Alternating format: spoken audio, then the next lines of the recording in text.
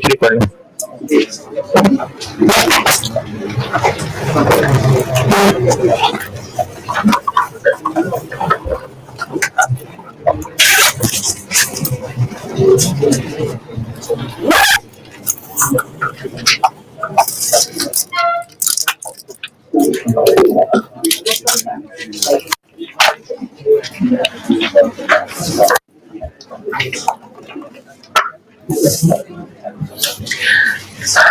अच्छा, कल क्लास में मैंने परसों वाला होमवर्क सॉल्व किया था सामने। मुझे लग रहा है कि किसी ने ना वैल्यूज बताई हैं गलत। वो जरा वैल्यूज चेक करिएगा। PD1, PD2 परसों होमवर्क दिया था, कल मैंने क्लास में सॉल्व किया था। PD1 का टोटल सेकेंडरी के बाद 0 2 0 1 1 4 8 9 7 8 0। फिर इसको A और B में बांटना था। PD1 को कितना बांटना था? 30 70। इसको 30 70 बांटे। 2 6 4 6 3 0 6 6 1 6। तो बोर्ड पे क्या लिखा था? यही लिखा था।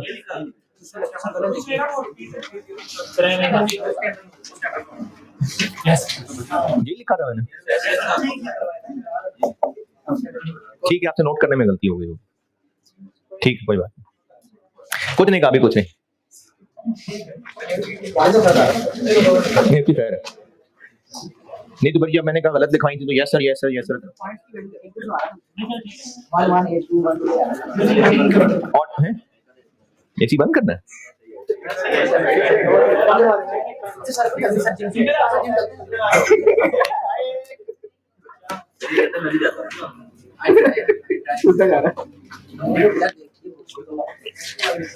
ऑटम 9 होमवर्क दिया था। अच्छा, इस सवाल में ना एक मसला है जो मुझे सवाल ही क्लास में ज्यादा हुआ। पैक की बुक में ना इसको एक तरीके से अमेंड किया गया। वो मैंने सजेस्ट किया था, वो उसके हिसाब से ना सवाल ही एडजस्ट कर लिया।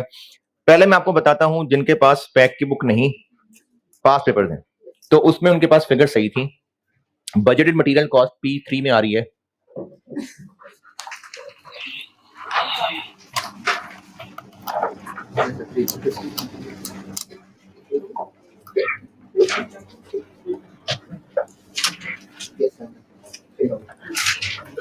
P3 में बजटेड मटेरियल कॉस्ट 3000 आ रही है, जबकि पैक की बुक में ही आ रही है 3566। तो मैं आपको 3566 की भी कहानी बताता हूं। चूंकि मैंने पैक की बुक में भी चेंज करवा दी थी और 75% कटवा दिया था और फिर अपना सोल्यूशन दिया था, तो इसलिए फिर आप पैक की बुक में भी ना इसकी जगह ये लिखें। इसके मुताबिक सोल्यूशन है मैंने किया हुआ।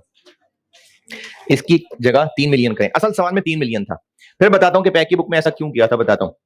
असल सवाल में 3 मिलियन था। बजटेड मटेरियल कॉस्ट असल सवाल में 3 मिलियन है। पैक की बुक में 3566 क्यों किया हुआ है उसकी मैं आपको बताता हूं रीजन। असल सवाल और जो मैंने जिस हिसाब से सोल्यूशन दिया है वो यही 3 मिलियन है। पहले इसकी बात कर रहा हूं, पहले इसको कर रहा हूं डिस्कस। है पुरानी में 3 है, नई में वो 3566 कर दिया हुआ है जी। नई में चेंज किया, वो बताता हूं क्यों चेंज किया है। बजटेड मटेरियल कॉस्ट जिनके सामने 3566 लिखा हुआ है वो उसको 3 कर लें, क्योंकि सोल्यूशन वो जो मैंने दिया है तो उसके मुताबिक 3 ही है, वो 3 के मुताबिक सॉल्व हुआ हुआ। तो पहले मैं इसके हिसाब से डिस्कस कर रहा हूं। पार्ट ए में ओवरहेड्स बांटने को कहा था, तो चूंकि एक्चुअल डाटा है तो यकीनन एक्चुअल वाले ही बांटने को कहा होगा। एक्चुअल ओवरहेड्स बांटने में रिपीटेड डिस्ट्रीब्यूशन मेथड लगा के कोई मुश्किल परेशानी पार्ट ए में किसी को है तो बताएं जी। बिल्कुल सही है। ये कैसे पता चला कि पार्ट ए में एक्चुअल करना है कि बजटेड करना है? सवाल में पीरियड गुजर गया और ओवरहेड्स एक्चुअल वाले बता दिए। ये सवाल ना चूंकि उसने पार्ट ए और पार्ट बी दोनों बना के पूछे हैं, तो आप पार्ट ए में ही बेशक दोनों बांट के दिखा दें। पार्ट ए में आप दोनों बांट लें, पार्ट बी की वर्किंग में फिर नहीं बांटना पड़ेगा। या फिर पार्ट ए में सिर्फ एक्चुअल बांट लें और पार्ट बी में जब OAR की वर्किंग कर रहे होंगे तो वहां बजटेड बन जाएंगे। तो ये बंटने तो एनी केस दोनों ही हैं। अब उसको ए और बी में करना है तो इस पे कुछ टच ही नहीं होगा एग्जामिनर, दोनों नजर आएंगे सोल्यूशन में तो दोनों के नंबर देगा। तो फिर बी पार्ट ना होता ना तो फिर डाटा भी इस तरह का ना होता, और वो ये रिक्वायरमेंट में सिर्फ ओवरहेड बांटने को भी ना कहता। उसने OAR करवाना था, अंडर ओवर अप्लाइड निकालना था, इसलिए इस तरह का डाटा दिया है, वरना वो इस तरह का डाटा भी ना देता। वही तो अर्ज कर रहा हूं कि आप पार्ट ए में जैसे मैंने एक्चुअल बांटे चाहे उतने बांट दें, फिर भी पार्ट बी की वर्किंग में OAR निकालने के लिए तो बांटने ही पड़ेंगे ना बजटेड भी। या फिर आप पार्ट ए के आंसर में ही दोनों बांट दें तो आप पार्ट बी में जाके फिर से OAR की वर्किंग में डबल बांटने पड़ेंगे, हैं? नहीं ना, इस सोल्यूशन के अंदर दोनों बांट जाएंगे ना। अब चाहे वो ए पार्ट की हेडिंग में है चाहे बी पार्ट की हेडिंग में, पेपर मार्क करने वाला दोनों को मार्क कर लेगा। लेकिन अगर पार्ट बी रिक्वायरमेंट ना पूछा होता ना तो डाटा इस तरह का ना होता। ये डाटा इस तरह का था ही इसलिए क्योंकि उसने दोनों करवाने थे। ओवरहेड्स बांटने में एक्चुअल ओवरहेड, जिन लोगों ने भी सवाल किया है ओवरहेड्स बांटने में कोई सवाल एतराज करते नहीं है कि मसला कोई नहीं होता, मसला ही नहीं होता, कॉस्ट है बहुत आसान। पार्ट बी में करना था अंडर ओवर अप्लाइड कैलकुलेट। अच्छा, अंडर ओवर अप्लाइड किसका कैलकुलेट करना था ये बताया? कौन से डिपार्टमेंट्स का? रिक्वायरमेंट में क्या लिखा हुआ? बस डिपार्टमेंट्स का कहा है उसने, पीडीज तो नहीं कहा। तो एसडीज के भी अंडर ओवर अप्लाइड हो सकते हैं। जब OAR है ही सिर्फ पीडीज का तो फिर अप्लाइड भी पीडीज के हैं, और जब अप्लाइड ही पीडीज के हैं तो फिर अंडर ओवर अप्लाइड भी सिर्फ पीडीज के हैं। तो इसलिए सिर्फ पीडीज के अंडर ओवर अप्लाइड निकालने थे। OAR कैलकुलेट करने में किसी को मुश्किल परेशानी? अंडर ओवर अप्लाइड जी आप बताइए, वर्किंग में वन में देखें क्या मसला है। जी जी बिल्कुल जी, हाँ तो मैंने भी यही किया हुआ है। तो 0.8911 तो 89.11% हुई ना। ये जो आखिरी तीन बेसिस हैं उनका आंसर हम परसेंटेज में निकालते हैं। OAR की कैलकुलेशन अंडर ओवर अप्लाइड निकालने में कोई मसला? कोई मसला इस सवाल में? अप्लाइड अगर कम है तो अंडर अप्लाइड है, अप्लाइड ज्यादा है तो ओवर अप्लाइड। ऑटम 9 में कोई सवाल नहीं, कुछ नहीं, कोई सवाल ही नहीं, ठीक है। अप्लाइड कैसे कैलकुलेट किया इसमें कोई मुश्किल? जिस बेस का OAR निकाला हुआ है उसके एक्चुअल से मल्टीप्लाई कर दिया। अच्छा, अब मैं जो बता रहा हूं ना वो सवाल हो गया खत्म, बस ऐसे ही एक दो बातें बता रहा हूं ऐसे ही, और फिर आखिर में एक नसीहत बताऊंगा कि आपने करना क्या है। सवाल हो गया सॉल्व, खत्म। अब मैं सवाल के बारे में, ICAP के सवाल का क्या मसला था, पैक की बुक में इसको चेंज क्यों किया, ऐसी बस एक हिस्ट्री बता रहा हूं, एम बस। और फिर उस हिस्ट्री को बताने के बाद आखिरी एडवाइस कि आपने क्या करना है ऐसे हालात में। पहले बताता हूं ICAP के सवाल में गलती क्या थी। ICAP के सवाल में गलती ये थी, जो मुझे अंदाजा हो रहा है कि गलती हुई होगी, वो गलती ये थी कि एग्जामिनर ने सोचा कि मैं ना 2 OAR निकलवा लेता हूं और तीसरे OAR दे देता हूं सवाल में। तो उसने अपनी तरफ से जो 75% है ना ये OAR दिया हुआ था, जो मैंने कटवाया है ना, मैंने आपका ये 75% कहा था काट दें और OAR खुद निकालें। असल सवाल में लिखा हुआ था 75%। तो सवाल वाले ने किया ये था कि PD1 और PD2 इनका OAR उसने स्टूडेंट्स पे छोड़ा था और PD3 का OAR खुद दे दिया था। तो ये 75% जो सवाल में मैंने कटवाया था असल में ये OAR है जो गिवन है, लेकिन ये टेक्निकली गलत कैलकुलेट हो गया था एग्जामिनर से।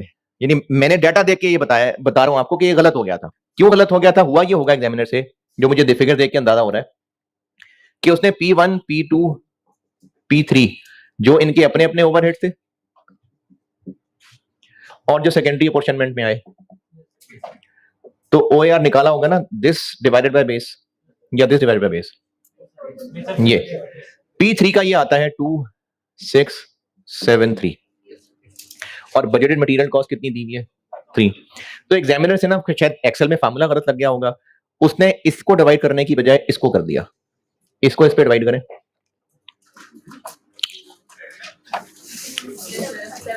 75%। उसने सवाल बनाया होगा, क्योंकि सवाल बनता है ना तो पहले वो कैलकुलेशन होती है, फिर उसमें से सवाल वाला सोचता है इसमें से क्या क्या मैं सवाल में डाल लूं। उसने ऐसी कैलकुलेशंस की होंगी, इसका फार्मूला गलत लग गया होगा और इसका आंसर आ गया होगा 75%, और ये उसने सवाल में दे दिया, बाकी कहा स्टूडेंट खुद कैलकुलेट करते रहे। ये इस तरह 75% सवाल में दिया हुआ। अब मैंने फिर ये किया था, मतलब मैंने अपने स्टूडेंट के लिए किया कि चलो सवाल में हो गई गलती, लेकिन बहरहाल एक प्रैक्टिस क्वेश्चन है, तो मैंने फिर स्टूडेंट्स को ये कटवा दिया और कहा ये भी निकालो यार, ताकि एक प्रॉपर प्रैक्टिस क्वेश्चन तो हो ना। इसलिए मैंने 75% कटवाया था, ताकि एक डाटा है उसको हम प्रैक्टिस में यूज कर लें। असल सवाल में ये 75% लिखा हुआ था, एग्जामिनर ने OAR दिया हुआ था ये, और बाकी 2 कॉलम्स का स्टूडेंट्स पे छोड़ा था, ये खुद ही दे दिया था, यानी इसमें 2 OAR निकालने थे और तीसरा दिया हुआ था। असल सवाल में ऐसे था, लेकिन चूंकि मुझे, मतलब मैं आपके टीचर की बात कर रहा हूं, मुझे अपने स्टूडेंट्स के लिए लगा कि ये चूंकि गलती हुई हुई है, तो क्यों ना इसको प्रैक्टिस क्वेश्चन बना दें और ये चीज काट के खुद तीसरा OAR निकालें, इसलिए मैंने कटवाया था और फिर अकॉर्डिंगली सोल्यूशन दिया था। ठीक है, एक तो ये कहानी है। फिर जब मैंने ये सोल्यूशन, ये पैक की बुक बन रही थी, तो मैंने जितनी अमेंडमेंट्स हैं वो एडवाइस की थी, तो सावन साहब ने इसको फाइनल करते हुए फिर ये किया होगा, और वो भी इसलिए किया होगा, मसले जो मैं आपको एडवाइस करूंगा आखिरी, कि ये गलत था ना एग्जामिनर की तरफ से, उन्होंने इसको ठीक करने के लिए ये फिगर बदल दी।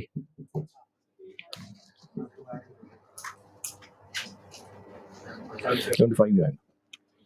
उन्होंने कहा चलो सवाल को ठीक कर देते हैं, इसलिए पैक की बुक में अब ये चेंज किया गया, ताकि जो OAR निकले वो सही निकले, वो गलत वाला ना हो। ठीक है, अच्छा, अब ये सारी कहानी जिसके ऊपर से कहीं जाने दें, फाइनल एडवाइस क्या है?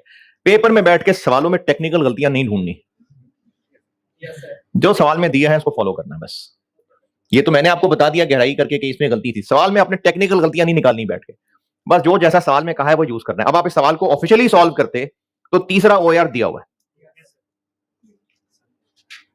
ठीक है जी, अच्छा 2 सवाल और कर लेते हैं, हो जाएंगे। स्प्रिंग 2021, स्प्रिंग 2021,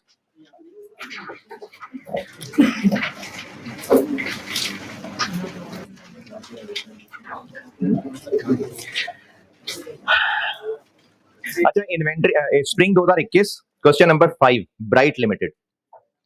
ये पैक की बुक में होगा, कहीं ना कहीं ढूंढ लें, 69 पेज पे, ब्राइट लिमिटेड, स्प्रिंग यानी मार्च 2021, क्वेश्चन नंबर 5, ब्राइट लिमिटेड। पढ़ लीजिए, मैं करता हूं बोर्ड पे।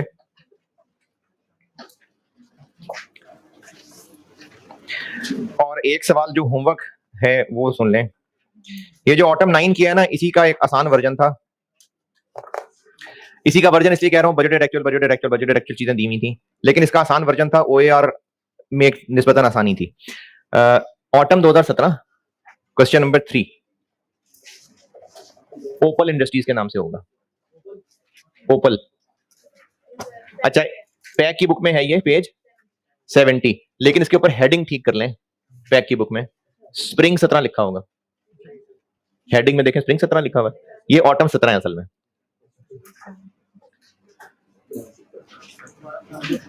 होमवर्क का क्वेश्चन बता रहा हूं, जिनके पास पैक की बुक है उसमें पेज 69 पे क्लास वर्क या प्रैक्टिस क्वेश्चन क्या है, प्रैक्टिस क्वेश्चन 3, पेज 69, 70, पेज 70, लेकिन इसकी हेडिंग में जो इसकी अटेम्प्ट का रेफरेंस दिया ना स्प्रिंग 17, वो असल में ऑटम 17 है। और जिनके पास कोई और बुक है या पास पेपर्स हैं, तो ऑटम 2017 अटेम्प्ट यानी सितंबर 17 अटेम्प्ट, क्वेश्चन नंबर 3, ओपल इंडस्ट्रीज के नाम से, ये होमवर्क है। होमवर्क किया करें यार, वैसे तो परसों रिजल्ट पता लग ही जाएगा कि आगे कंटिन्यू करना है कि नहीं करना, दुआएं तो हैं बिल्कुल। ये होमवर्क है, एक सवाल है, वो भी हो जाएगा डिसाइड, कुछ उसका एक हल भी निकल आएगा, तो वो ज्यादा खुशी की बात नहीं होगी आपके लिए, है जी। हाँ, इसी का कोई हल निकालूंगा।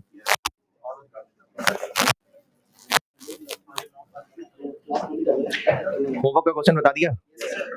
अच्छा, अभी जो क्लास में पढ़ना करना है वो भी बता दिया, तो पढ़ें।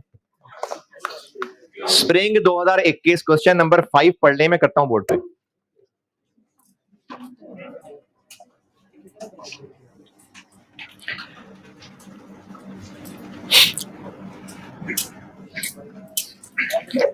ब्राइट लिमिटेड पढ़ लीजिए, मैं कर रहा हूं बोर्ड पे।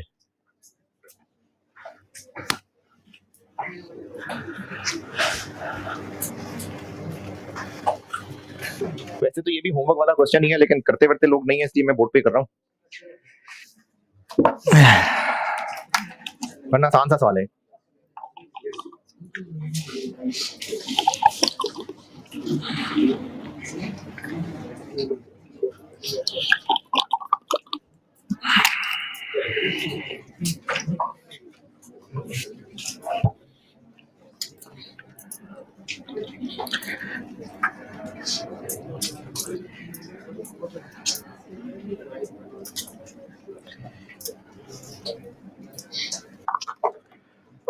हाँ जी, ब्राइट लिमिटेड के दो प्रोडक्ट्स हैं, शाइन और ग्लो, दो पीडीज हैं ए और बी, और दो एसडीज हैं एक्स और वाई, और उसके बाद दिसंबर का डाटा दिया हुआ है नीचे टेबल में। तो ये एक्चुअल डाटा है कि बजटेड है? जी बिल्कुल, ये जो below is a summary of indirect cost incurred by BL for manufacture of इतने इतने ड्यूरिंग द ईयर एंडेड, तो ये एक्चुअल डाटा है।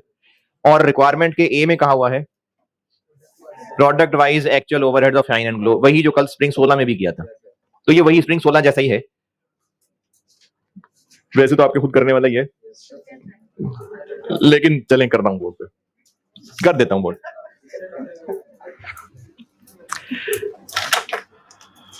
तो दो पीडीज हैं, दो एसडीज हैं, लेकिन अल्टीमेटली पूछा प्रोडक्ट्स का हुआ है, तो कैसे करें फिर?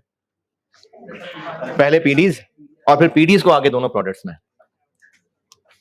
क्वेश्चन 5 स्प्रिंग 21 पार्ट ए।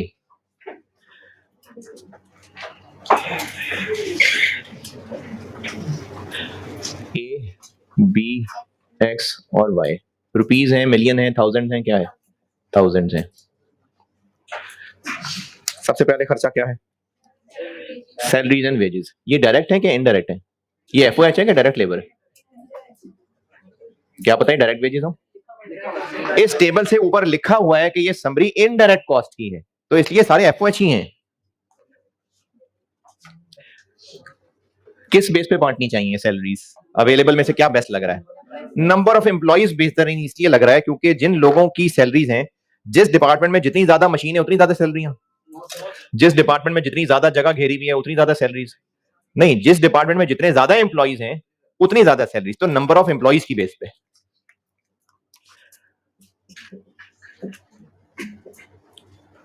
टोटल कितनी है? 115। नंबर ऑफ एम्प्लॉइज में बांटिए 6 9,000 23,000 11,500 11,500।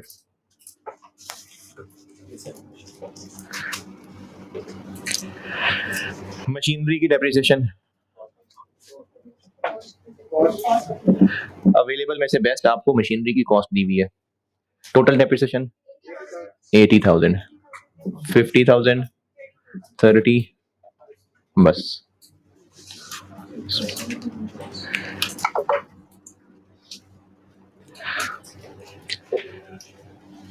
जो खर्चा भी बिल्डिंग का होता है ना, तो बिल्डिंग का डिपार्टमेंट से क्या कनेक्शन बनेगा? बिल्डिंग का एरिया, तो जो भी खर्चा बिल्डिंग का होता है वो एरिया पे ही जाता है, तो बिल्डिंग की इंश्योरेंस एरिया पे, बिल्डिंग इंश्योरेंस एरिया 25,000 12,500 5,000 5,000 2,500। कोई बात नहीं, कोई बात।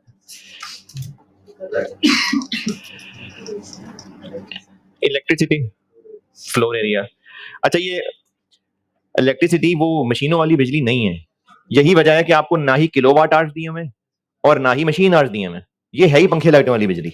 मशीनों की एनर्जी फ्यूल या पावर का वर्ड होता है।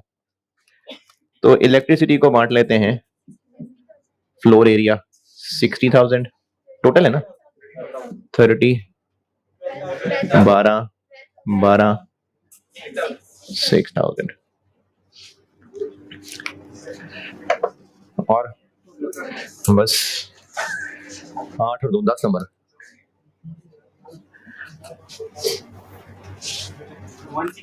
161 500 70,000 28 500 20,000।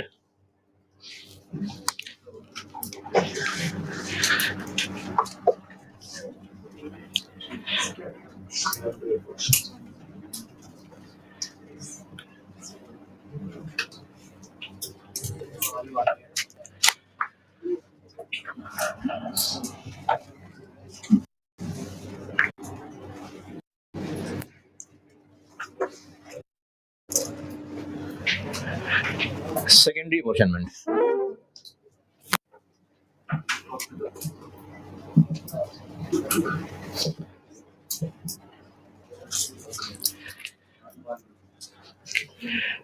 One way two way, one way, तो इसलिए पहले किसको बांटें?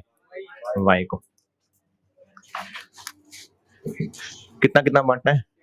75 15 10। तो y में है 20, यहां से 20 निकाल देंगे, यहां आ जाएगा 2 3 15। और अब बांटेंगे x को, कितना? 80 20। तो x में आ गया हुआ है अब 30 500 24 400 6 100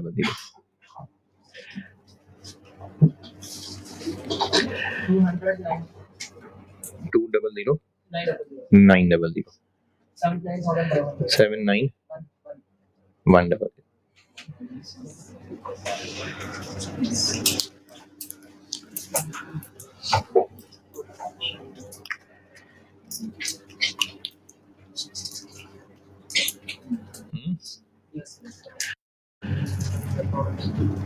अब आगे चलिए, यहां तक पहुंचे, फिर बांटते हैं प्रोडक्ट्स में।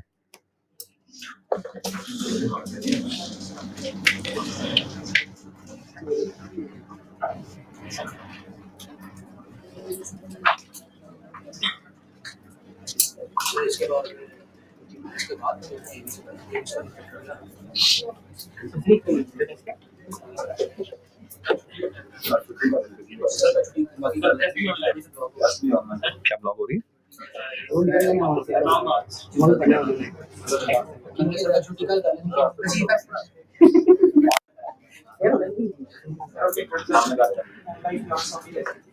करते हैं, बाद में करते हैं।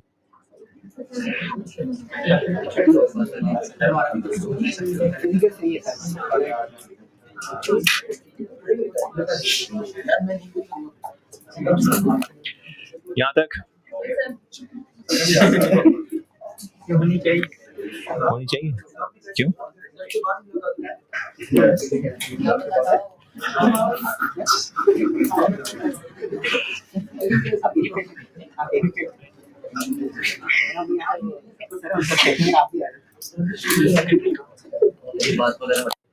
बैंड घुमा लेते हैं।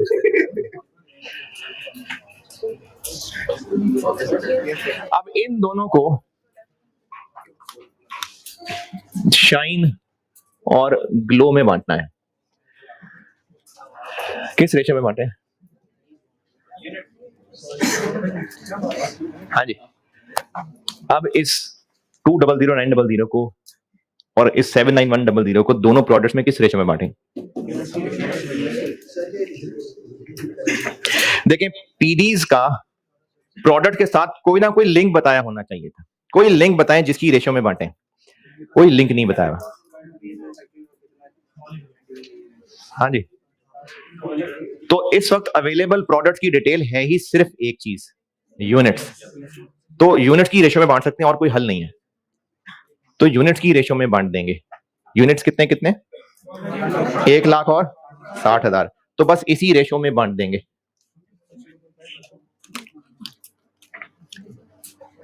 यानी 200 900 को शाइन के कितने? 1 लाख और दूसरे के 60।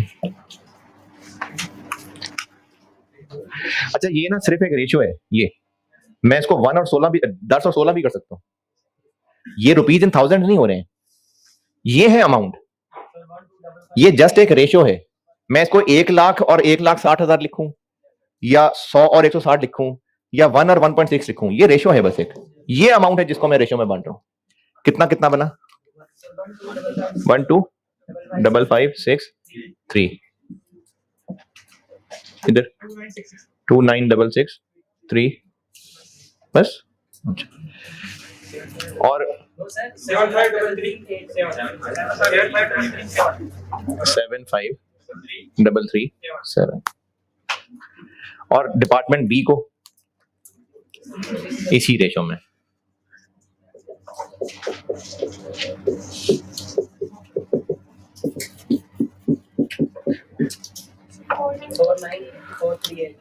Four nine 4 3 7 2 9 6 6 3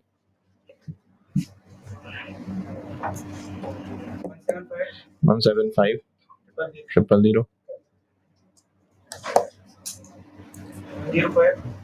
1 0 5 0 0।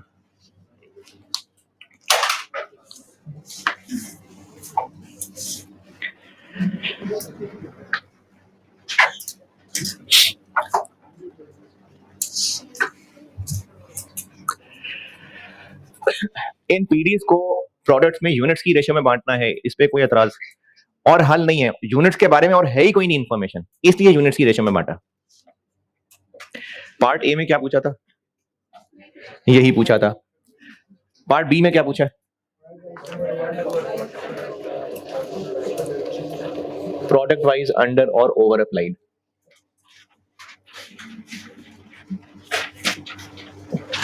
हाँ जी, अप्लाइड एफओएच कैसे?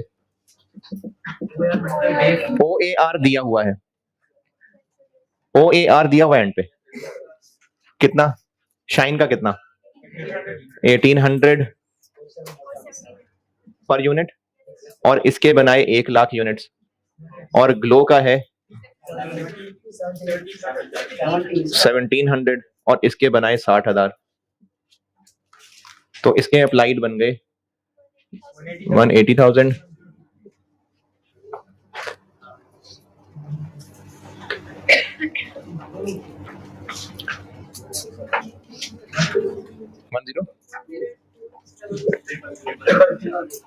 और एक्चुअल कितने?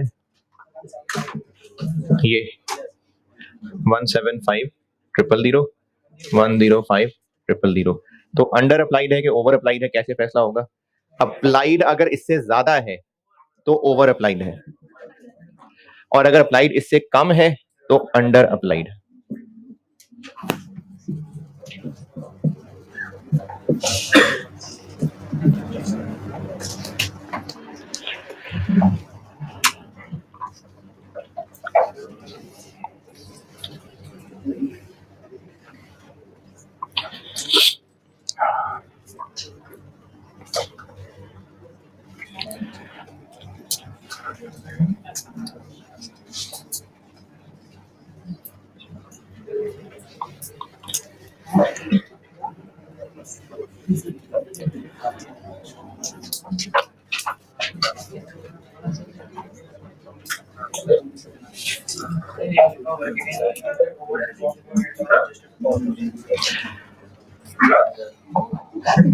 जी जी बोले।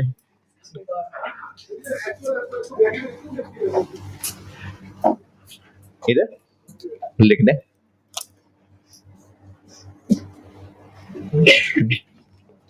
अब बोलिए। अच्छा, सवाल में रिक्वायरमेंट बी में बस अंडर ओवर अप्लाइड कैलकुलेट करने को कहा था कि एंट्री करने को कहा था?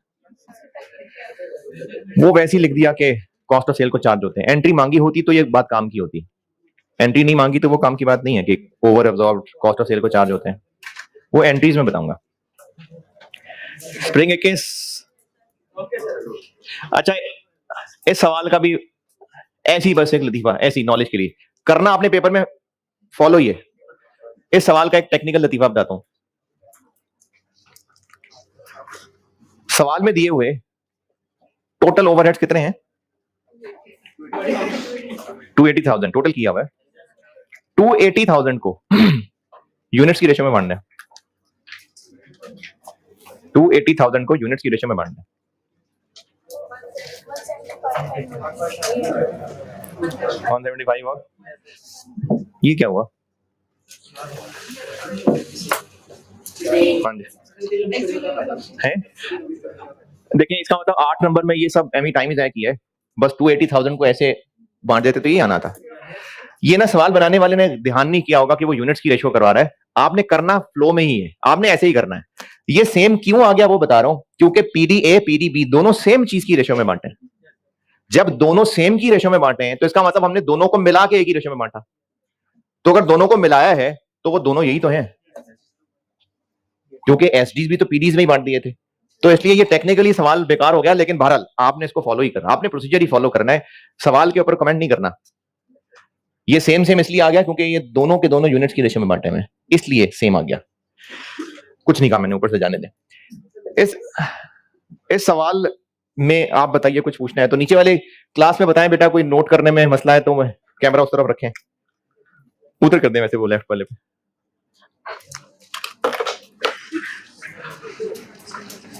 अच्छा अब एक सवाल पढ़िए, और बस ये लास्ट सवाल है चैप्टर का। इन्वेंट्री वैल्यूएशन के मैंने आपको बताया था कि इन्वेंट्री वैल्यूएशन के जितने सवाल कराए ना वो बहुत हैं। पैक की बुक में जो बाकी सवाल है वो इन्वेंट्री वैल्यूएशन के नहीं है, वो इन्वेंट्री मैनेजमेंट डिसीजन मेकिंग के। ओवरहेड्स के मैंने जितने करा दिए ना, और एक जो भी करा रहा हूं, ये बहुत है। इसके अलावा अगर किसी को किसी किताब में ओवरहेड्स के और सवाल मिले तो मुझे वो पहले दिखा लेना करने से पहले, अदरवाइज जितने मैं आपको कॉस्ट में क्लास वर्क और होमवर्क कराऊंगा इतने भी नहीं पूरे होने फरवरी में जाके आपसे। तो इसलिए क्लास वर्क और होमवर्क जितने करा रहा हूं यही कर लें, बहुत है। क्योंकि वो कुछ बच्चे मैसेज करके पूछ रहे थे सर और सवाल बताएं, और सवाल बताएं। तो इन्वेंट्री वैल्यूएशन के तो है ही नहीं, सारे कर लिए हमने। ओवरहेड्स के भी तकरीबन सारे ही कर लिए हुए हैं, क्योंकि बहुत पुराने रहते हो तो रहते हो, अदरवाइज सारे करा दिए आपको। ऑटम 22 अभी सोल्यूशन नहीं आया, सोल्यूशन आ जाएंगे तो हम ऑटम के भी करेंगे सवाल, ऑटम 22 के। लेकिन जो ऑटम 22 में आया है वो ज़िया टेक्सटाइल वाले ही को चेंज करके बनाया हुआ था। ओवरहेड्स, हाँ जी। अभी एक सवाल पढ़ लीजिए, पूरा नहीं होगा अभी, लेकिन जितना दूसरे सेक्शन में कराया मैं उतना करा दूं आपको। 2013 ऑटम,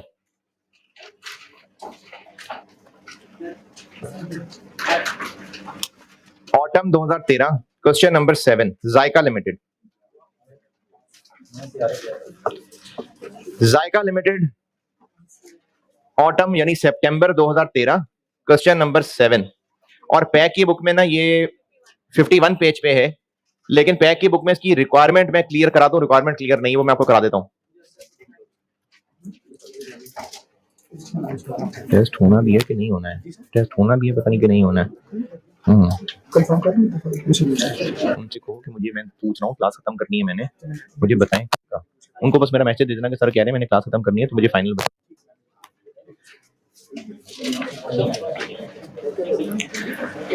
सितंबर 2013 अटेम्प्ट, क्वेश्चन नंबर 7, जायका लिमिटेड, पढ़ लीजिए।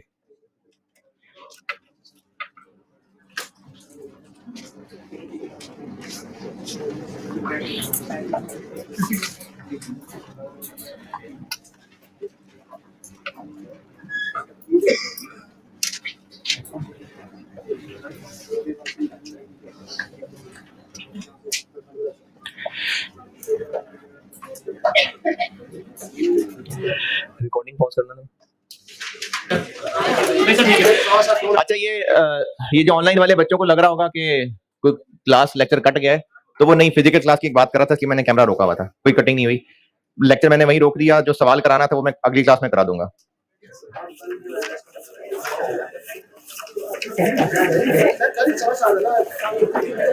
कल और परसों, ये कल और परसों का कहा है मैंने, क्या जी? नहीं, डिसीजन तो आज हो जाएगा ना, मतलब अगर ऑफ का डिसीजन हो गया तो फिर ऑफ है ना, फिर ये थोड़ी कि रास्ते खुले हैं चलो आ जाओ बच्चों, आ जाओ क्लास करते हैं, ऐसे नहीं ना।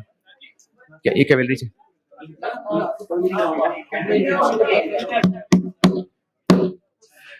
देखें, अगर कल ऑफिशियली ऑफ हुआ, जो कि प्रॉब्ली हो जाएगा, तो ये है, और 99.99% है कि यही है।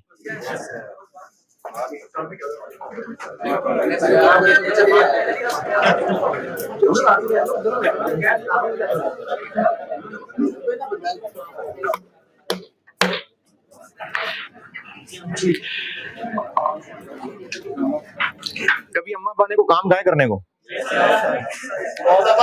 अच्छा, एक वो काम है जो घर के वैसे काम है जो आप नहीं करने और किसने करना है। दूसरा है जो अम्मा अब्बा की खिदमत में कवर हो सकते हैं, जैसे हो सकता है कि को पाँव दबाने की बात कर ली हो। जी बताएं जनाब, दूसरे रूम वाले पूछ रहे हैं कुछ? वालेकुम अस्सलाम। समझ नहीं आई बेटा, मुझे बात समझ नहीं आई आपकी।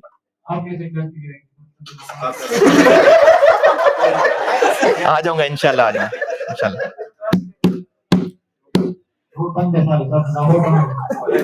चलो बेटा देखते हैं ना, देखते हैं कल। मैंने तो आपको टेंटेटिवली बताया है, बाकी इंशाल्लाह देखते हैं कल के हालात। ठीक है, मैं ये बता रहा था कि अम्मा अब्बा जो अपनी खिदमत का काम, कोई पानी पिलाना है या पाँव दबाना है या कुछ दवाई देनी है या कुछ मालिश करनी है सर में, कोई भी, तो वो सब बच्चों को बराबर कहते रहते हैं। फिर छोटे वाले को, हाँ जी, छोटे को नहीं, सब बच्चों के करने वाला है वो काम है। दिल के ज्यादा करीब है, दिल के तो सारे करीब होते हैं। माँ बाप के लिए सब बच्चे उनको प्यारे होते हैं। हाँ, माँ बाप काम उसको ज्यादा कहने लग जाते हैं जो वो काम करता है, क्योंकि जो मुंह बनाता है ना, और उसको फिर माँ बाप काम कहना छोड़ देते हैं। और ये जरूरी नहीं है कि आप कुछ कहें आगे से, आपके फेशियल एक्सप्रेशन, क्योंकि आपके जो माँ बाप है ना, आप उनके जिस्म का हिस्सा हैं, और वो जहां पहुंचे हुए, वो आपकी उम्र से गुजर के पहुंचे हुए, माँ बाप को पता होता है सारा। जब औलाद जो फेशियल एक्सप्रेशन, जो औलाद इवन के जो औलाद बोल रही होती है, वो माँ बाप को पता चल जाता है कि झूठ बोल रहे हैं। हमें लगता है शायद हम बेवकूफ बना रहे हैं माँ बाप को पता होता है। मैं बाप हूं, मुझे अंदाजा है, पता होता है सारा कुछ। तो माँ बाप ना औलाद को काम कहते हैं, लेकिन उसको ज्यादा कहते हैं, बल्कि उसी को कहने लग जाते हैं जो दिल से काम कर रहा होता है। अब जिनको काम वो नहीं कह रहे, तो उनके लिए ये छुट्टी है कि वो ठीक है, हमें काम ही नहीं कहते, कोई बात नहीं, हम क्या करें, हमें तो कहा ही नहीं किसी ने। तो ये उनकी ऐशी हो गई? नहीं, उनकी ये ऐशी नहीं है, ये असल में उनके लिए शर्म की बात है। अब वो ये नहीं कह सकते कि हमें काम कहते ही नहीं है माँ बाप। तो माँ बाप ने कोई पर्चियां नहीं डालनी होती कि किसको काम कहना है किसको नहीं कहना। अगर माँ बाप किसी को काम नहीं कह रहे ना, अपनी खिदमत की बात कर रहा हूं, तो फिर वो बच्चे का कसूर है, यकीनन गड़बड़ है। क्योंकि माँ बाप जिस औलाद को ज्यादा काम कह रहे होते हैं, तो वो ज्यादा काम इसलिए कह रहे होते हैं क्योंकि वो करने वाला है, वो दिल से काम करता होगा, या शायद अगर नहीं भी करता होगा तो बाकी ज्यादा मुंह बनाते होंगे। तो माँ बाप, बल्कि बाप में चूंकि गैरत ज्यादा होती है, माँ तो माँ बच्चों से मोहब्बत में इस चीज को नहीं फील कर रही होती, लेकिन बाप के अंदर अंदर जो है ईगो होती है। तो बाप नहीं उस बच्चे को काम कहेगा जो मुंह बनाता है, तो बाप उसी बच्चे को काम कह रहा है जो बच्चा मोहब्बत खुलूस से काम करता है। तो अगर बच्चे को काम नहीं कहा जा रहा, तो ये बच्चे की कोई अयाशी नहीं है, ये बच्चे के लिए यकीनन कोई खराबी वाली बात है। अब अगर हम इस वक्त अपनी लाइफ देखें, और अगर हम नेकियों में नहीं एंगेज हैं, बुराइयों में एंगेज हैं, या हमें नेकियों के मौके नहीं मिल रहे, कोई और हमारा भाई दोस्त बहन जिनको नेकियों के मौके मिल जाते हैं, तो अगर मेरे भाई को नेकियों के मौके मिले जा रहे हैं, नेकियों के मौके से मुराद है कि अब्बू पहले ही कमरे में थे, मैं भी बैठा हुआ था, काफी देर से उन्होंने मुझे कुछ पानी नहीं मांगा, जैसे ही मेरा भाई एंटर हुआ, अचानक ही अब्बू को प्यास लग गई, और क्योंकि भाई सामने आ रहा था तो भाई को कह दिया पानी ला दो। अब इसमें ये अगर मैं सोचूं कि भाई वो तो इत्तेफाक से सामने आ गया था, उसको कह दिया, नहीं, ये जो उसको नेकी का मौका मिला ना, वो मौका मिला किस लिए? क्योंकि उसके दिल के अंदर खैर है। जिसको नेकी का मौका नहीं मिल रहा है, अंदर कुछ खराबी हो रही है। इब्ने हिबान 341, सैयदना अनस बिन मालिक रज़ियल्लाहु ताला अन्हु फरमाते हैं, नबी अकरम सल्लल्लाहु अलैहि वसल्लम ने फरमाया, अल्लाह ताला जब किसी बंदे के लिए खैर चाहते हैं तो उससे काम लेते हैं। अल्लाह ताला जब किसी के लिए खैर चाहते हैं तो उससे काम लेते हैं। अच्छा, अब वो काम कर देगा तो रिवॉर्ड, औलाद को मौका मिला काम करने का, औलाद ने काम कर दिया तो वालिदैन की मोहब्बत बढ़ जाएगी। तो जब किसी बंदे के लिए खैर चाहते हैं तो उससे काम लेते हैं। पूछा गया किस तरह का काम लेते हैं अल्लाह के रसूल सल्लल्लाहु अलैहि वसल्लम? आप सल्लल्लाहु अलैहि वसल्लम ने फरमाया, मौत से पहले उसको नेक अमल करने की तौफीक अता फरमाते हैं। तो ये जो नेक अमल करने की तौफीक होती है ना, ये एक्चुअली अल्लाह की दी हुई मौका होता है। जैसे अगर मैंने बॉल फेंकता हूं मैं ऐसे, तो अब जिसकी तरफ मैंने फेंका है उसने कैच किया है, ये तौफीक थी, मैंने फेंका ही उसकी तरफ, ये तौफीक थी नेकी की। तो अल्लाह ताला नेकी की तौफीक देते हैं। अगर मुझे मस्जिद में जाने की तौफीक नहीं हो रही ना, तो ये नहीं कि मैं मस्जिद में नहीं गया, अल्लाह ने नहीं दी तौफीक, मेरी गलती है। ये नहीं कि अल्लाह ने चुने हुए बंदे हैं कि इसको रख लेते हैं इसको निकाल देते हैं। अम्मा अब्बा ने चुने हुए नहीं है, वो हमारी परफॉर्मेंस की वजह से अम्मा अब्बा ने शॉर्टलिस्ट कर लिया, फिर वो हमारी परफॉर्मेंस की वजह से हुआ है। तो जिससे अल्लाह काम लेते हैं ना, जिसके लिए अल्लाह खैर चाहते हैं, उससे काम लेते हैं, और काम लेने का मतलब है मौत से पहले नेकी की तौफीक देते हैं। अगली क्लास में मुलाकात होगी इंशाल्लाह।